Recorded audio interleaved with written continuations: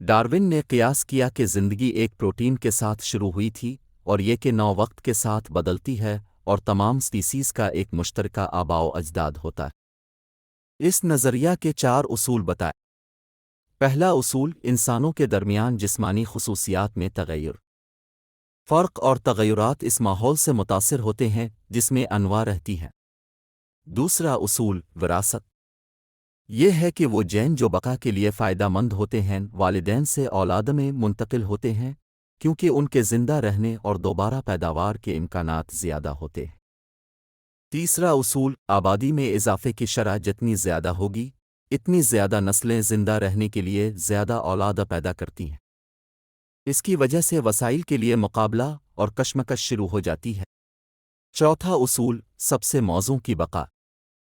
یہ ہے کہ وہ خصوصیات جو اپنے ماحول کے مطابق ہوں ان کے زندہ رہنے اور دوبارہ پیدا ہونے کے امکانات زیادہ ہوتے ہیں۔ جو ماحول کے مطابق نہیں ہوتے وہ تباہ ہو جاتے ہیں۔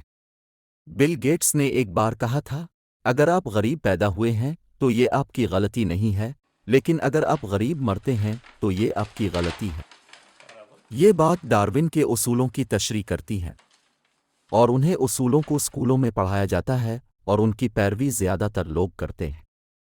وہ کمزوروں کو کوئی حق دینے کی ترغیب نہیں کرتے بلکہ انہیں یہ سمجھ لیا جاتا ہے کہ یہ لوگ غلطی سے اس دنیا میں پیدا ہو گئے، اپنی کمزوری کی وجہ سے غریب ہیں اور غریبی میں مر جائیں گے اور ان کا دنیا کے وسائل پر کوئی حق نہیں، جس کی وجہ سے ان کی مالیت میں اضافہ ہوتا ہے اور وہ مزید امیر ہوتے جاتے ہیں۔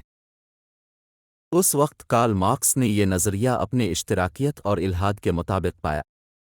اس طرح یہ پروپیگنڈا کیا گیا کہ انسان کا کوئی خالق نہیں بلکہ وہ بندروں اور چمپینزی کی اولاد ہے۔ جس طرح حیوانوں میں کھانا، پینا، نیند اور افزائش نسل یہ چار ضروریات ہیں، اسی طرح انسانوں کی بھی ضروریات ہیں۔ اس کے علاوہ انسان کی زندگی کا کوئی اور مقصد نہیں ہے۔ امیر اور غریب کے درمیان زندگی کی کشمکش۔ امیر شخص اپنی ایک خواہش پوری کر لیتا ہے تو دوسری خواہشات کو پورا کرنے کی کوشش کرتا ہے، اس کی زندگی خواہشات کی فہرست میں پوری ہو جاتی ہے۔ اور غریب کی جب ایک ضرورت پوری ہو جاتی ہے تو اس کی اگلی ضرورت کو پورا کرنے کی جدوجہد شروع ہو جاتی ہے۔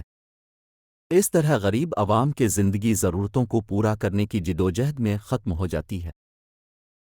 امیر آدمی اپنے رشتے نفع کی بنیاد پر بناتا ہے، وہ ہر رشتے میں اپنا فائدہ دیکھتا ہے۔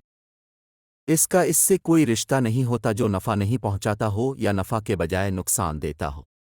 غریب لوگوں کے رشتے ضروریات کی بنیاد پر بنتے ہیں۔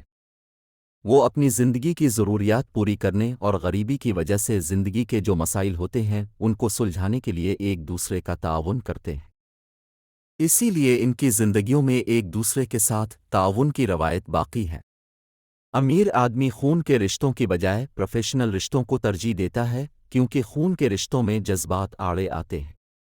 چھوٹی چھوٹی باتوں پر جذبات جلد مجروح ہو جاتے ہیں اور خون کے رشتوں کو توڑنا آسان نہیں ہوتا۔ جبکہ پروفیشنل تعلقات میں کوئی مسئلہ ہو تو فوری طور پر رشتہ توڑنا آسان ہوتا ہے۔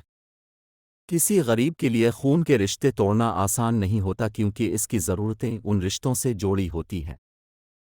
رشتہ ٹوٹ جائے تو زندگی کی ضروریات پوری کرنے میں مشکلات کا سامنا کرنا پڑتا ہے۔ اسی وجہ سے غریبوں کے رشتوں میں روٹھنا منانا زیادہ ہوتا ہے اور اس لیے وہ لوگ رشتہ برقرار رکھنے کی کوشش کرتے ہیں۔ غریب آدمی کسی امیر سے رشتہ قائم کرنے کا خواہش مند ہوتا ہے تاکہ اس سے کچھ مال اور فائدہ حاصل کر سکے اور اس کے ساتھ رہ کر اپنی کچھ خواہشات پوری کر سکے۔ لیکن ایک امیر شخص کسی غریب سے رشتہ قائم کرنے میں دلچسپی نہیں رکھتا کیونکہ اسے اس میں کوئی فائدہ نظر نہیں آتا، بلکہ اگر وہ کسی غریب سے رشتہ رکھے گا تو اپنی ضروریات اور خواہشات کی تکمیل کے لیے غریب بار بار اس سے پیسے مانگے گا۔ اس طرح امیر کے لیے غریب سے رشتہ رکھنا اس کے مال میں اضافہ کی بجائے کمی کا سبب بن جائے گا اور اس کا وقت بھی ضائع ہوگا۔